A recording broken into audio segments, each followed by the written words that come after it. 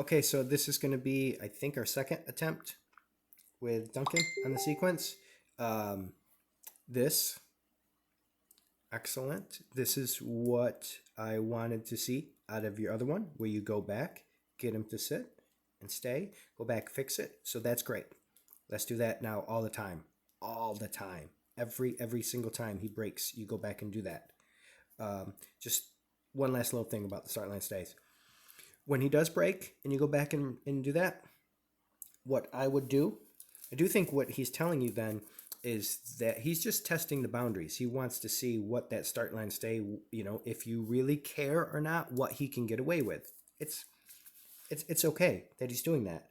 But it's also showing that he doesn't have a lot of value for it. The more you are at a stage in your agility training where you're going to be doing more and more sequences, right? You're going to be working further and further away from Duncan.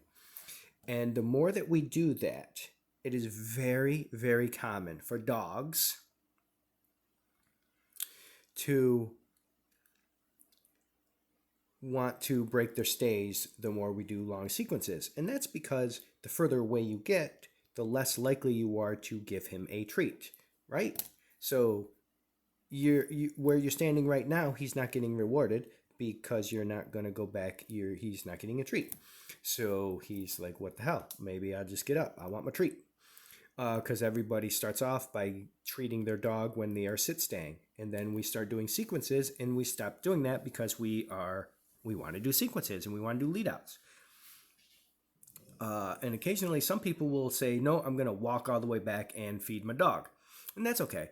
But the problem is you're still walking back and feeding your dog. So what I would do when he breaks stays like that, and even when he's not, for a long time, I would occasionally reward him just for holding that stay.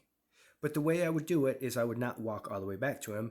I would just release him and pay him just for like one jump or something like that, right?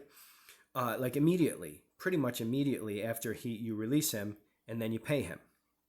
And so that way he gets paid. He's really getting paid for, well, in this case, taking that one jump, but also just holding his stay. Instead of running around doing a whole long sequence and then getting paid like 30 seconds or a minute from now, which basically means he didn't get paid for holding his stay. So, all right.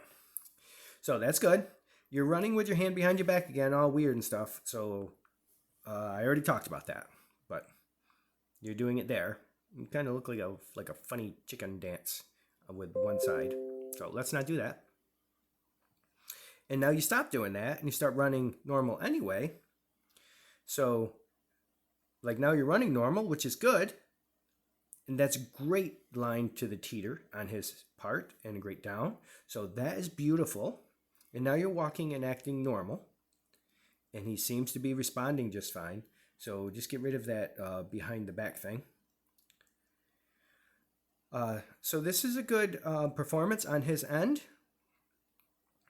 Nice reward in general, but what I would suggest is that we work on not being right here with him.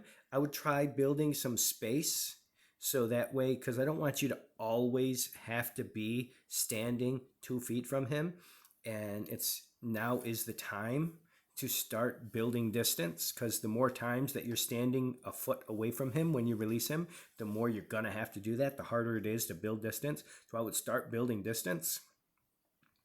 And then a great thing that you could do to get him to really reinforce that is maybe at first just set the toy down and then release him to it, and then drop the toy and then release him to it. So eventually, the goal that we work over time is that you can be further away from him, walking along, toss the toy, all this while he's still holding this position, while you keep moving, toss the toy as you go, and then release him. But like a second after you toss the toy. If you can build to that, I think you can imagine that's when you'll really have great contacts. So contrast with what I just described with what you just did here. So that's just a slow process to build to, okay? But now I think you can start working on that, doing that. Great work.